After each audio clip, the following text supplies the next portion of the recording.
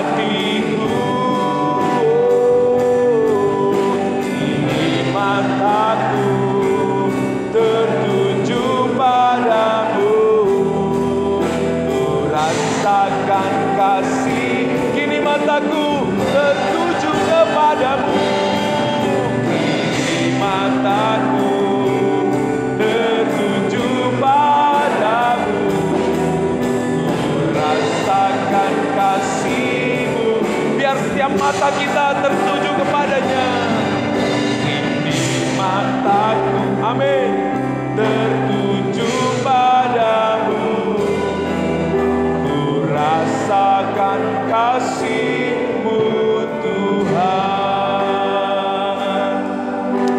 Biar pertolongan Tuhan nyata buat kami. Kami tidak sanggup Tuhan hidup sebagai umat-Mu. Kami tidak mampu Bapa dengan kekuatan kami menggenapi rencana-Mu. Tapi pertolongan dari tempat yang maha tinggi Engkau sediakan bagi kami. Dan Engkau kerjakan saat ini buat kami Tuhan. Biarlah setiap anak-anak Tuhan, kami semua yang ada di ruangan ini Bapa, boleh menerima berkat kebenaran-Mu yang memerdekakan. Berkat kebenaran-Mu yang menopang kami dan yang memampukan kami untuk menggenapi setiap maksud-maksud Tuhan. Biar Roh Kudus-Mu berbicara lewat hamba-Mu yang penuh dengan keterbatasan. Dan kami semua yang mendengar boleh menerima, meresap, menjadikannya menjadi bagian kekal dalam hidup kami. Tidak ada yang bermain HP, semua konsentrasi, semuanya boleh tertuju kepada kebenaran-Mu. Di dalam nama Yesus, Bapak Ibu yang siap mendengar firman Tuhan katakan, amin. Shalom. Silakan duduk. Hari yang menyenangkan, hari yang diberkati oleh Tuhan buat kita semua. Hari ini saudara, kita akan kembali belajar bersama-sama bahwa kita ditetapkan oleh Tuhan untuk menjadi berkat buat bangsa-bangsa. Amin. Untuk siapa Injil yang Tuhan sudah nyatakan buat kita? Untuk siapa Injil yang sudah menyelamatkan kita? Apakah cukup hanya untuk diri kita saja? Atau hanya cukup untuk gereja kita? Nah saudara, hari ini kita akan belajar bersama-sama dari kisah Petrus dan Kornelius. Saya akan baca ayat 9, Bapak Ibu boleh baca ayat yang ke-10 sampai nanti ayat yang terakhir. Bapak Ibu siap? Amin. Saya baca ayat 9, Bapak Ibu baca ayat 10. Keesokan harinya ketika ketiga orang itu berada dalam perjalanan dan sudah dekat kota Yope, kira-kira pukul 12 tengah hari, naiklah Petrus ke atas rumah untuk berdoa.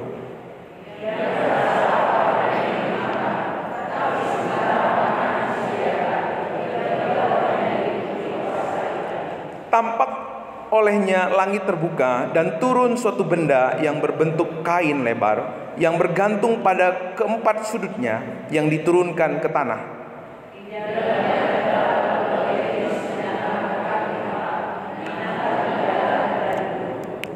Kedengaranlah olehnya suatu suara yang berkata, "Bangunlah hai Petrus, sembelihlah dan makanlah."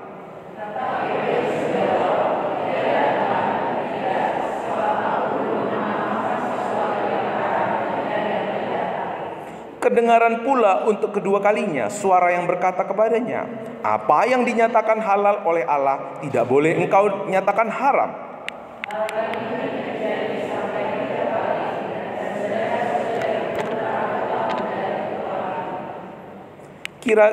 Kiranya arti penglihatan yang telah dilihatnya itu sementara itu telah sampai di muka pintu orang-orang yang disuruh oleh Kornelius dan berusaha mengetahui di mana rumah Simon.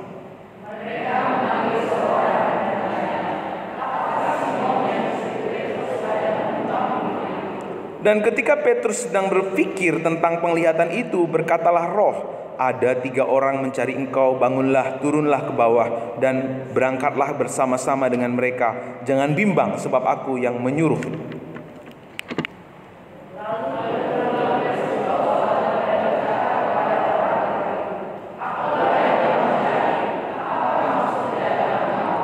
Jawab mereka, "Kornelius seorang perwira yang tulus hati dan takut akan Allah dan yang terkenal baik di antara seluruh bangsa Yahudi, telah menerima penyataan Allah dengan perantaraan seorang malaikat kudus supaya ia mengundang engkau ke rumahnya dan mendengar apa yang kau katakan."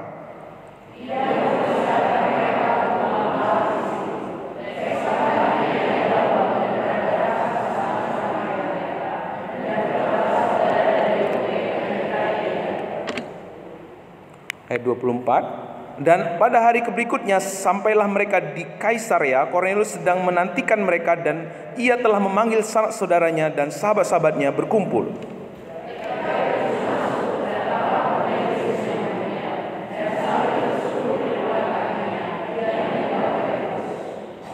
Ayat 26 sama-sama. Tapi Petrus menentang dia, katanya, bangunlah, aku hanya manusia saja. Amin. Nah, Bapak Saudaraku yang dikasihi Tuhan, percaya gak saudara bahwa kita ini dipanggil untuk menjadi Kristen kelas dunia. Amin. Pak, jangankan dunia Pak, keluarga saja saya masih jauh gitu ya. Tapi inilah mimpinya Tuhan buat kita. Inilah yang Tuhan tetapkan dari awal kepada setiap kita. Kamu akan menjadi berkat bagi bangsa-bangsa, ya. Bahwa Injil yang kita terima ini bukan hanya berhenti di keluarga kita, di gereja kita, atau pada diri kita sendiri, tetapi Injil yang kita terima ini dibutuhkan oleh dunia. Di belahan dunia manapun dibutuhkan Injil yang hari ini kita nikmati, kita alami. Injil yang membebaskan kita, Injil yang telah menyelamatkan kita. Nah, tetapi saudaraku yang dikasihi Tuhan, untuk kita menjadi berkat bagi dunia, kita perlu mempersiapkan diri. Untuk kita menggenapi maksud-maksud Tuhan dalam hidup kita, kita perlu untuk disiapkan oleh Tuhan. Karena Tuhan bekerja di mana-mana, tetapi Tuhan akan bekerja melalui siapa yang mau dipersiapkan, yang mau dilatih, yang mau dibentuk. Kalau pekerjaan itu akan dipercaya sesuai dengan kapasitas dari pribadi karyawannya. Betul ya Bapak Ibu? Tetapi pekerjaan Tuhan akan dipercaya kepada orang yang punya kapasitas hati yang cukup. Makanya sering kita dengar, biarlah hati kita seluas samudra. Amin. Saudara tahu samudra? Samudra itu tempat muara sungai-sungai dari segala penjuru. Sungai itu membawa sampah, membawa ranting, membawa kotoran.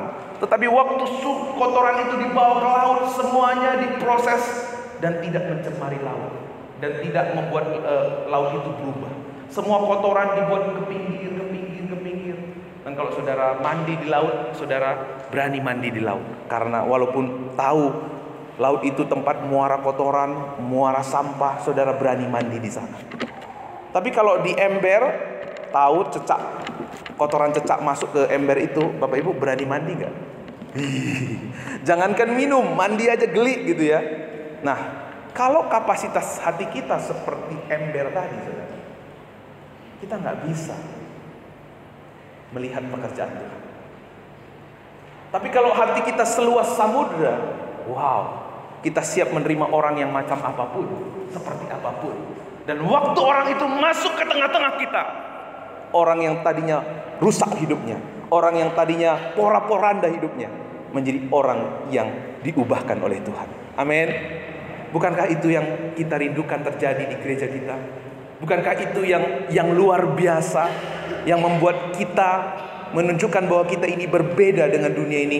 Tuhan Yesus kita sendiri adalah orang yang hatinya seluas samudra.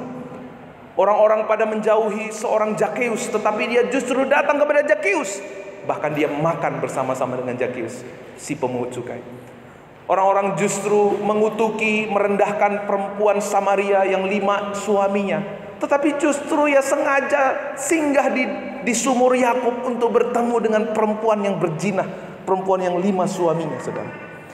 Yesus, orang-orang pada mau melempari batu kepada perempuan yang kedapatan berzina, tapi Yesus justru jongkok menjadi sama tingginya dengan perempuan berzina itu, dan mengangkat perempuan itu, hidupnya dipulihkan.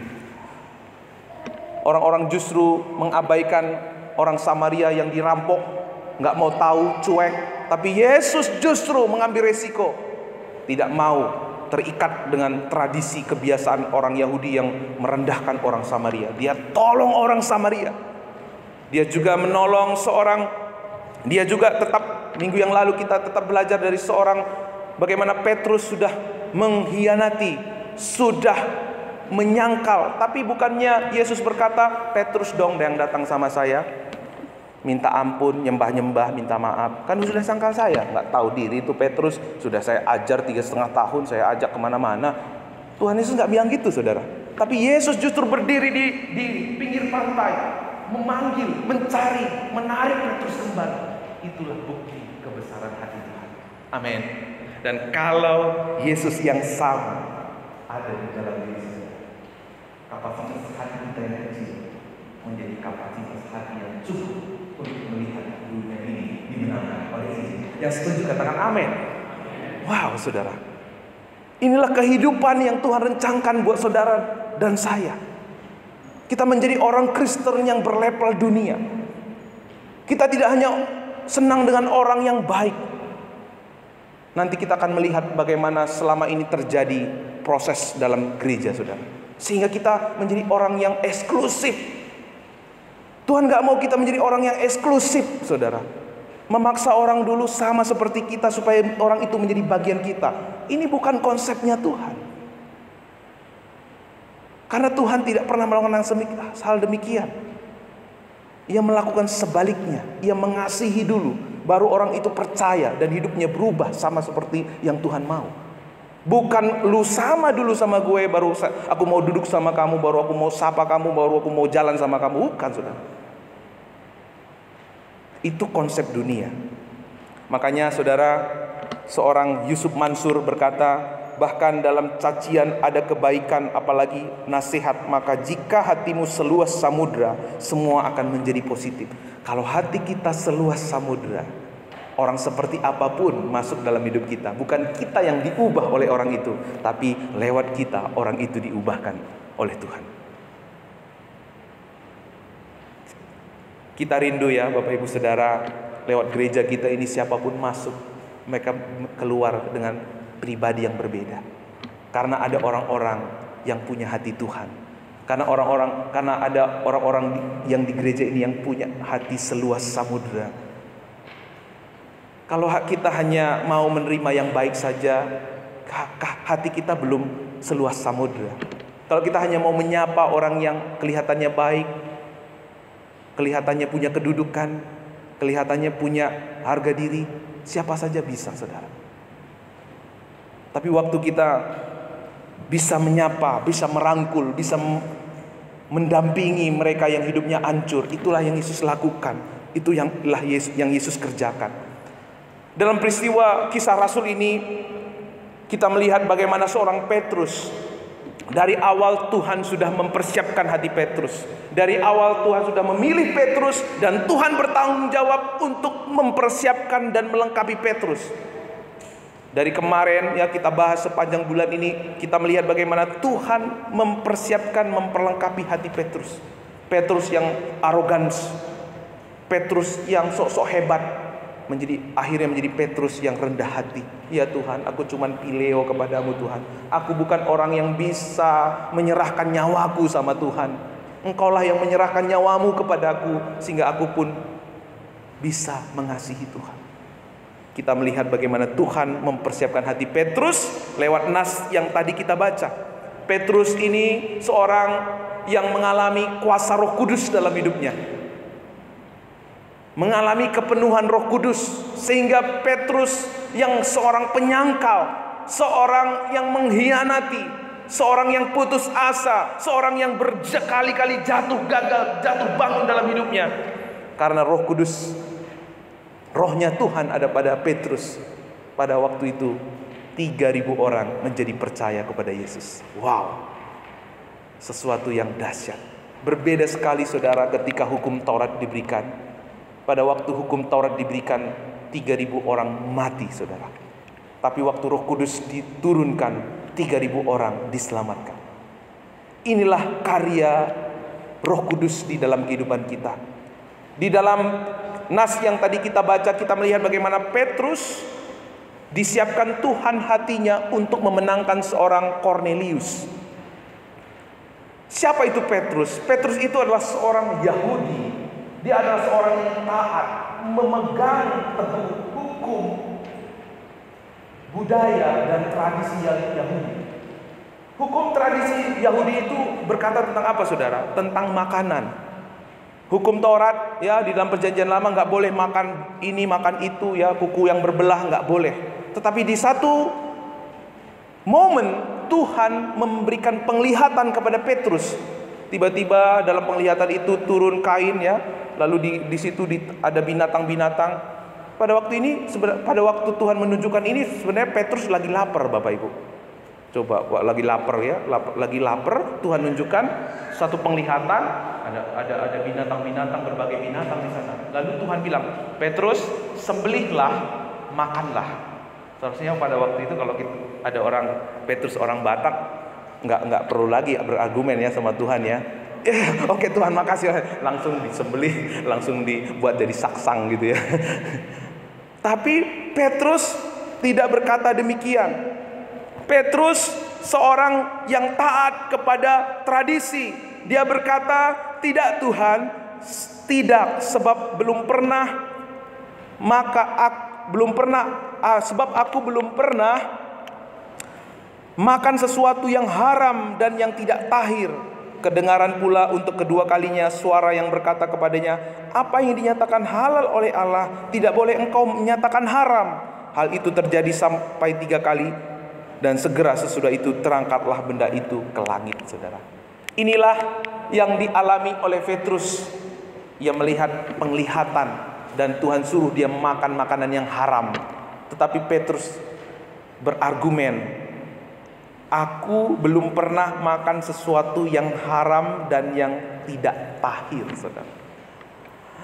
Nah, penglihatan ini sebenarnya cara Tuhan untuk mempersiapkan seorang Petrus yang akan melayani seorang tentara Roma.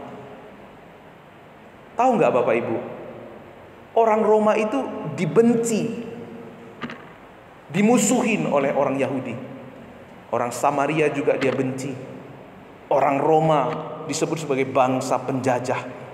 Maka mereka sangat memusuhi. Tetapi seorang Petrus adalah orang yang tadinya terikat dengan tradisi, adat istiadat Yahudi, nggak mau makan ini dan itu.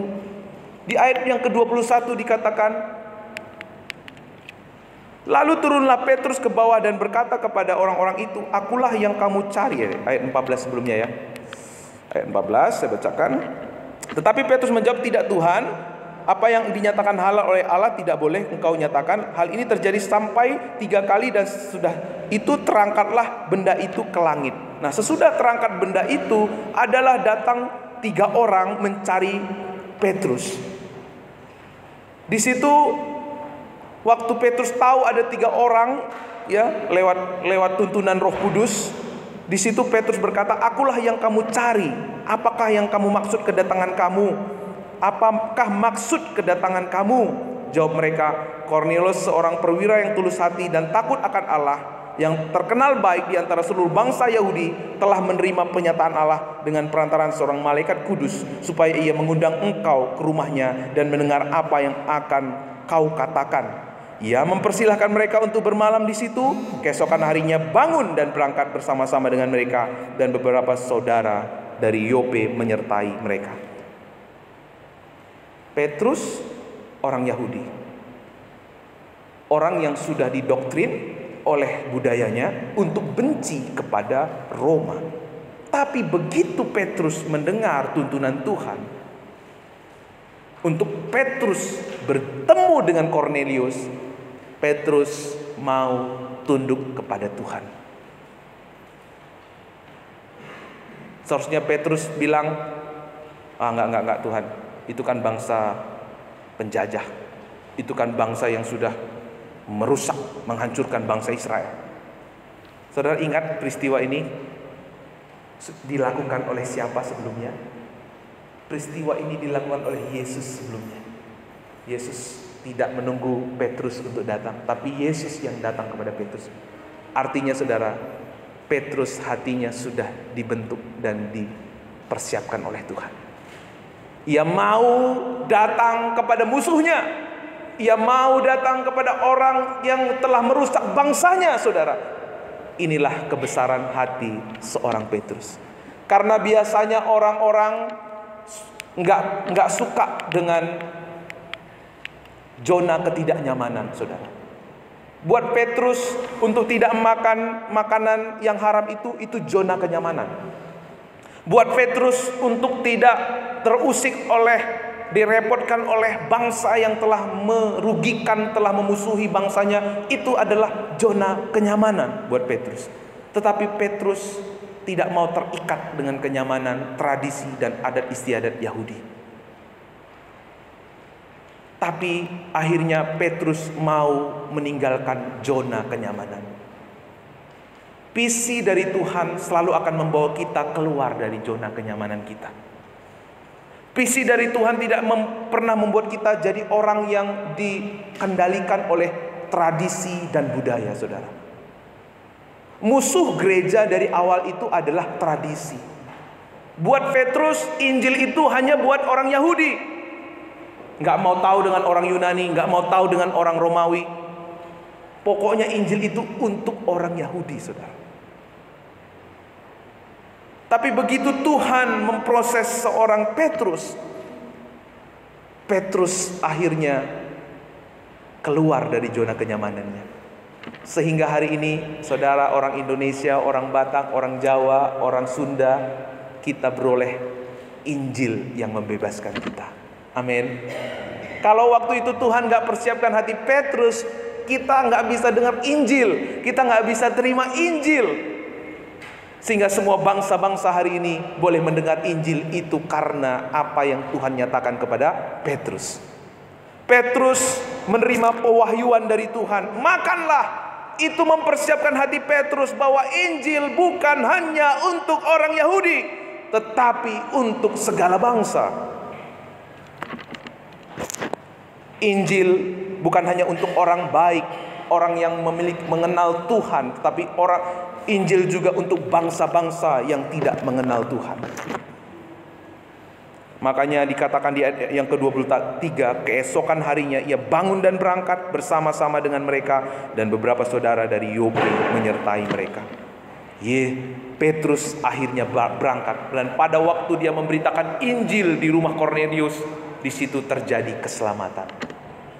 Bahkan akhirnya Petrus disembah-sembah kakinya, ya saudara, disembah-sembah kakinya, sampai Petrus berkata, aku hanya manusia biasa, aku ini bukan siapa-siapa, aku ini manusia biasa. Hati Petrus disiapkan. Kalau hati kita nggak siap, saudara, kita sering sekali menjadi orang yang mencuri kemuliaan Tuhan. Kita akan selalu merasa kita ini lebih baik dari orang lain.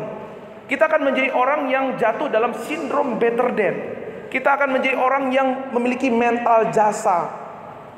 Karena kita sudah banyak melakukan sesuatu pelayanan, sudah banyak melakukan sesuatu hal, kita merasa kita ini pantas untuk menerima penghargaan, diistimewakan.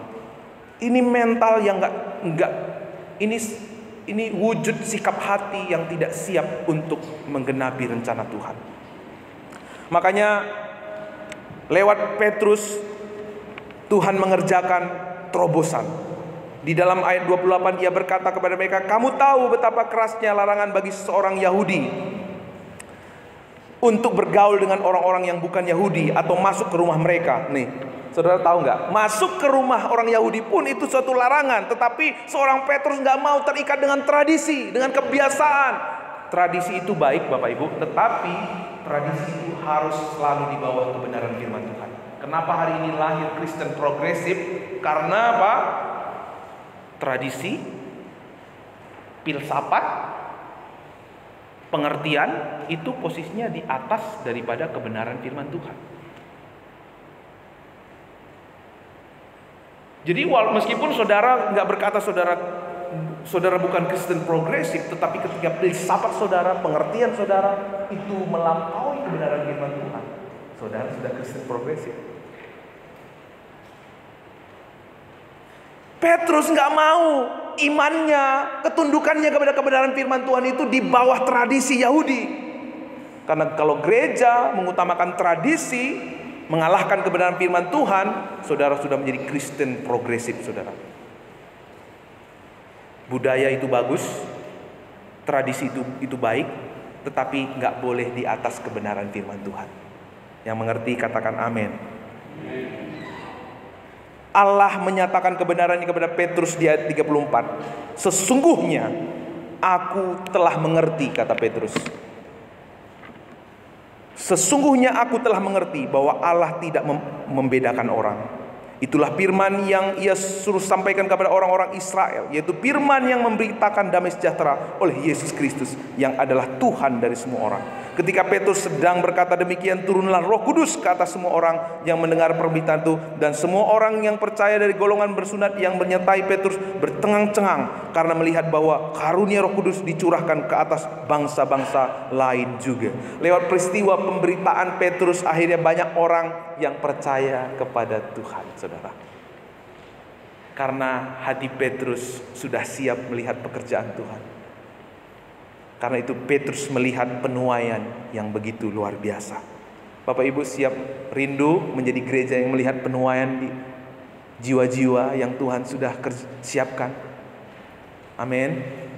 Mari kita perluas kapasitas hati kita.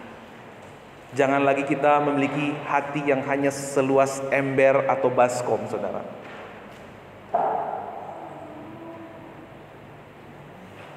Kita harus mempersiapkan hati kita. Waktu Petrus memberitakan Injil yang sesungguhnya, apakah tidak ada tantangan? Ada tantangannya. Terjadi yang namanya perselisihan dengan orang-orang yang memiliki hati dan pikiran yang sempit. Di ayat Kisah Rasul 2 ayat 2-3 dan 17 berkata, ketika Petrus tiba di Yerusalem, orang-orang dari golongan yang bersunat berselisih pendapat dengan dia. Kata mereka, engkau telah masuk ke rumah orang-orang yang tidak bersunat dan makan bersama-sama dengan mereka. Jadi jika Allah memberikan karunia-Nya kepada mereka sama seperti kepada kita pada waktu kita mulai percaya kepada Yesus, bagaimana mungkin aku mencegah dia? Petrus ditentang, saudara. Karena Petrus melanggar tradisi, Petrus ditentang. Tetapi tujuan kita bukan untuk diterima oleh manusia. Tujuan kita untuk menggenapi maksud Tuhan. Ada perselisihan dalam Kisah 15 ayat 1-2. Akhirnya ujungnya ada perselisihan. Perselisihannya apa? Jika kamu tidak disunat menurut jika kamu tidak disunat menurut adat istiadat yang diwarisi oleh Musa, kamu tidak bisa diselamatkan. Nah, ini pengertian budaya, tradisi yang mengalahkan kebenaran firman Tuhan, ujungnya adalah penyesatan. Puncaknya terjadi di Kisah Rasul 15. Kalau kamu nggak disunat, kamu nggak bisa diselamatkan. Saudara bisa melihat, ini adalah sudah penyesatan. Konsep keselamatan yang diajarkan di sini adalah percaya plus sunat. Tetapi Paulus dan Barnabas dengan keras melarang dan membantah pendapat mereka itu. Akhirnya ditetapkan supaya Paulus dan Barnabas beserta beberapa orang lain dari jemaat itu pergi kepada rasul-rasul dan penatua-penatua di Yerusalem untuk berbicara soal itu. Ujungnya penyesatan, saudara. Di Kisah 5 ayat 5-6, tetapi beberapa orang dari golongan Farisi yang telah menjadi percaya datang dan berkata, orang-orang bukan Yahudi harus disunat dan diwajibkan untuk menuruti hukum Musa. Maka bersidanglah rasul-rasul, penatua-penatua untuk membicarakan soal itu. Jadi keselamatan plus dengan hukum Taurat itu menjadi kasus besar pada waktu itu, sehingga diadakan sidang akbar gitu ya. Tapi di ayat 7, setelah hal yang tadi disampaikan, ayat yang ke-7, sesudah beberapa waktu lamanya berlangsung pertukaran pikiran mengenai soal itu, berdirilah Petrus dan berkata kepada mereka, hai saudara-saudara, kamu tahu bahwa telah sejak semula Allah memilih aku dari antara kamu, supaya dengan perantaraan mulutku bangsa-bangsa lain mendengar berita Injil dan menjadi percaya. Dan Allah yang mengenal hati manusia telah menyatakan kehendaknya untuk menerima mereka, sebab Ia mengaruniakan Roh Kudus juga kepada mereka sama seperti kepada kita. Petrus akhirnya mengerti satu hal, Bapak Ibu, bahwa ia ditetapkan Tuhan supaya menyatakan Injil bagi bangsa-bangsa. Ya. Petrus tidak, waktu Paulus tegur saudara, Petrus tidak berkeras hati. Ya. Di ayat 9, ia sama sekali tidak mengadakan perbedaan antara kita dengan mereka, sudah ia menyucikan hati mereka oleh iman. Kalau demikian, mengapa kamu mau mencobai Allah dengan meletakkan pada tengguk murid-murid itu suatu kuk yang tidak dapat dipikul, baik oleh nenek moyang kita maupun oleh kita sendiri. Sebaliknya, kita percaya bahwa oleh kasih karunia Tuhan Yesus Kristus, kita akan beroleh keselamatan sama seperti mereka. Di sini ketemu titik terangnya. Di sini dinyatakan apa yang menjadi kebenarannya, bahwa kita hanya diselamatkan oleh kasih karunia dari Tuhan, bukan dengan sunat. Di sini kita melihat bagaimana Petrus sebagai murid Yesus ditegur oleh Paulus, dan Petrus tidak arogansi lagi. Karena apa? Hatinya sudah disiapkan sebelumnya oleh Tuhan, saudara. Dia tidak berkata, apa-apaan kamu Paulus, kamu tegur saya ini kan murid yang lebih duluan daripada kamu. Kamu dengerin saya dong, kamu hormatin saya dong. Tidak ada pada diri seorang Petrus mental jasa, mental better than. Atau minggu yang lalu kita belajar mental kepiting, saudara. Kalau orang maju itu ditarik ke bawah, mental menjatuhkan, menjelekkan orang supaya dia lebih kelihatan baik.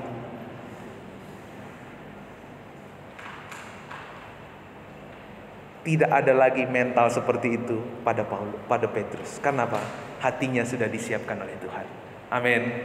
Tanda bahwa gereja ini siap dipakai Tuhan untuk memenangkan lebih banyak lagi jiwa. Itu akan terlihat lewat sikap hati kita, saudara. Amin. Bagaimana di gereja ini tidak ada lagi mental jasa, saudara. Amin. Saya akan paling rajin di gereja ini. Tidak ada lagi seperti itu. Haleluya. Bagaimana di gereja ini tidak ada lagi mental kepiting. Kalau ada orang naik dibuat turun, dijelekkan. Bagaimana di gereja ini tidak lagi mental better than, saya lebih baik dari kamu. Itu tandanya saudara siap menjadi gereja. Tidak hanya kapasitasnya untuk kota Bogor, tapi kapasitasnya dunia. Amin. Wow, saya merinding saudara menyampaikan ini. Tapi saudara pernah gak punya mimpi bahwa kita ini ditetapkan Tuhan bukan untuk kota Bogor saja, tapi kita ditetapkan untuk dunia, saudara. Tapi karena kapasitas yang kecil, kita akan selalu melihat, kita selalu akan berpikir untuk keluargaku saja, untuk kotaku saja. Jangankan untuk sahabat, untuk keluarga pun kadang-kadang kita gak berani memberitakan Injil. Karena saudara, ini yang sering salah di dalam satu kepercayaan, dalam satu gereja. Untuk seseorang itu menjadi bagian dari kita, selalu kita berangkat dari apa, saudara? Berangkat dari become, saudara. Untuk kamu menjadi bagian dari gereja ini, kamu mesti seperti saya, baik seperti saya, tutur kata seperti saya, berpakaian seperti saya, pengertiannya juga seperti saya, saudara. Akhirnya kalau kamu mau menjadi seperti saya, maka kamu bisa menjadi percaya seperti saya. Kalau kamu sudah percaya seperti saya, kamu akan menjadi bagian kami. Kamu akan milik kami. Tapi apa yang dilakukan Tuhan Yesus ini berbeda. Yesus belong dulu, baru orang itu believe, lalu setelah itu orang itu become, saudara. Waktu dia datang kepada perempuan pejinah yang dijauhin oleh orang-orang pada waktu itu, dia mengasihi perempuan ini terlebih dahulu. Apapun keadaannya, apapun latar belakangnya. Dia tidak hanya bergaul kepada tokoh-tokoh agama, tokoh-tokoh ahli-ahli Taurat, tapi dia duduk, dia datang kepada perempuan Samaria yang 5 suaminya, saudara. Enggak merasa jijik, enggak merasa dirinya better than dari orang lain. Dia duduk, yang menanti, saudara. Karena dia tahu orang ini juga dikasihi. Beda dengan banyak orang Kristen. Lu mesti seperti saya dulu. yang baca firman Tuhan setiap hari, yang rajin ibadah. Kalau kita punya hal seperti kita belum siap, saudara. Haleluya. Kita harus berangkat dari belong, saudara. Kalau orang ini milik Tuhan, kalau Tuhan minta saya untuk datang kepada orang seperti ini, sama seperti Petrus. Kalau Tuhan suruh saya datang kepada Kornelius, bangsa tentara Roma yang sudah berusaha memobrakkan bangsa saya mau karena dia juga ada ini. Kalau saudara ada orang yang hidupnya masih jauh, jangan bilang kamu boleh masuk ke gereja baptis Pabaton kalau kamu nggak merokok lagi. Apabila perlu, saudara, kita perlu buat ruang rokok di sana, di pinggir sana. Kalau mau merokok, silahkan duduk rokok di sana. Tapi buat speaker supaya dia dengar Injil di sana. Kalau kamu mau jadi anggota gereja baptis Pabaton, kamu harus pakaiannya yang benar dulu. Nggak boleh tatoan, nggak boleh lagi ke KP. Tuhan nggak pernah seperti itu, saudara. Tuhan belong dulu, baru orang itu percaya, lalu dia menjadi seperti kita, menjadi bagian baru hidupnya diubahkan oleh Tuhan. Karena itu waktu saudara ke gereja ini, siapapun datang, apapun latar belakangnya, kalau saudara mengerti ini, saudara akan merangkul, menyapa. Amin. Haleluya. Kasih senyum yang terbaik. Mulai hari ini, Bapak Ibu jangan pulang kalau belum sapa, belum kasih senyum yang terbaik kepada minimal 5 orang. Amin. Apapun keadaannya, sudah. Begitu datang, sapa. Apa kabarmu, bro? Aku senang loh lihat bajumu cerah hari ini. Berkati dengan kata-kata. Berkati. Kalau saudara belum bisa memberkati dengan uang, dengan kata-kata dulu, so. Nggak bayar, saudara. Amin. Nggak susah untuk kita jadi berkat. Ketika itu hati kita siap, saudara. Ingat Bapak Ibu, 5 orang ya. Begitu datang, 1 udah saya sapa, udah saya berkati dengan apresiasi. Hitung, saudara. Seorang Oscar Wilde berkata, saudara,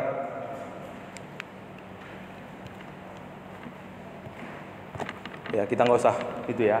Nah, bagaimana kita dilatih, bagaimana kita mempersiapkan hati kita untuk menggenapi rencana Tuhan. Ingat 3 poros ini, kita akan menjadi orang yang memiliki hati amba ketika kita diproses dalam 3 poros, PA, komunitas, dan juga ibadah raya.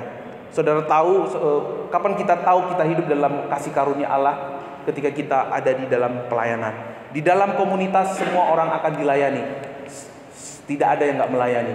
Memang di ibadah terbatas orang yang melayani, tetapi di dalam komunitas semua akan melayani. Kita akan diproses. Kita tidak hanya dijangkau, tetapi kita menjangkau. Lewat kita ada orang-orang yang akan dilatih. Kita tidak hanya dilatih, tetapi kita melatih. Tapi lewat kita juga, kita tidak hanya kita yang diutus, tetapi lewat kita ada orang yang diutus. Seperti PA kehidupan hari ini ya, sangat luar biasa. Saya sendiri sangat diberkati ya. Karena itu mari kita siapkan hati kita. Lewat 3 poros tadi kita sedang mempersiapkan gereja kita untuk menggenapi maksud Tuhan. Kalau enggak, maka hanya beberapa saja yang akan terlayani, tapi yang lain nggak akan terlayani gitu. Tapi lewat komunitas semua akan terlayani dan semua melayani. Semua diperhatikan dan semua memperhatikan. Kalau nggak seperti ini, saudara, gembala sidang itu paling bisa memperhatikan 50 orang. Tapi dengan cara kita seperti ini, semua bisa diperhatikan, semua bisa melayani. Itulah sebabnya kita bersama-sama. Nah, percaya nggak saudara, akan ada Cornelius yang Tuhan kirimkan dalam hidup saudara. Karena itu mari perluas kapasitas hati kita. Ya. Pray, share, invite. Saya mendengar kemarin ketika kita ada di komunitas di Pastori ya, Pak John, bagaimana 2 orang yang pernah dia tulis dalam kartu phrase share and invite itu sudah mendengar Injil. Amin. Itu sesuatu yang luar biasa. Itu hati Tuhan. Bagaimana nama-nama yang Bapak Ibu pernah tulis dalam kartu phrase share invite yang pernah dibagikan? Apakah masih didoakan? Karena kalau hati kita siap, saudara akan ketemu dengan Cornelius yang Tuhan kirim. Dan melalui mereka, melalui pemberitaan kita, mereka boleh mendengar Injil. Amin. Mari kita bangkit berdiri. Kita akan bacakan ayat ini bersama-sama.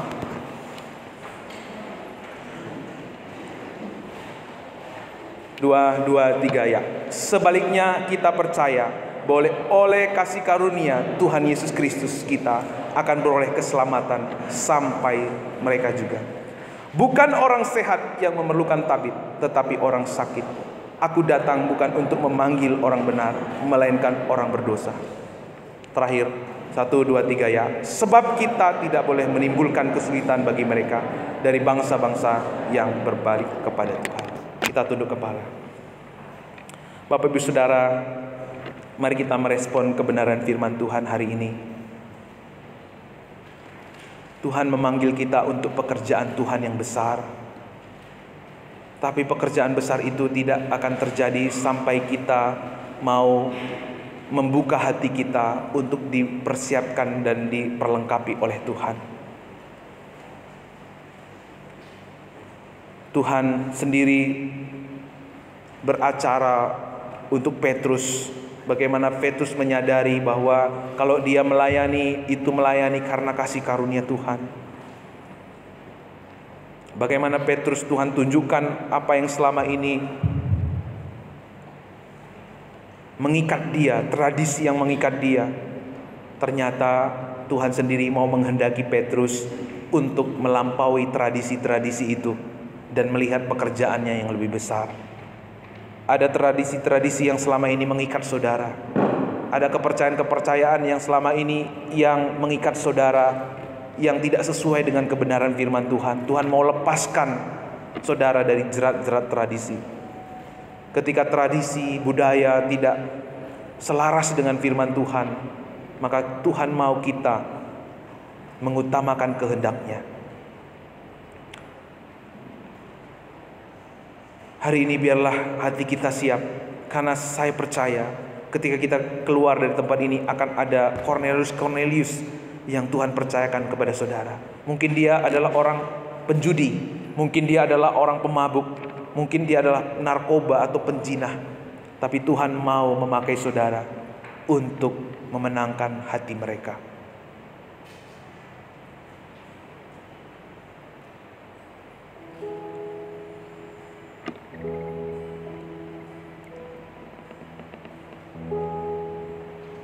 Biar kita tidak lagi memakai cara kita untuk memenangkan seseorang.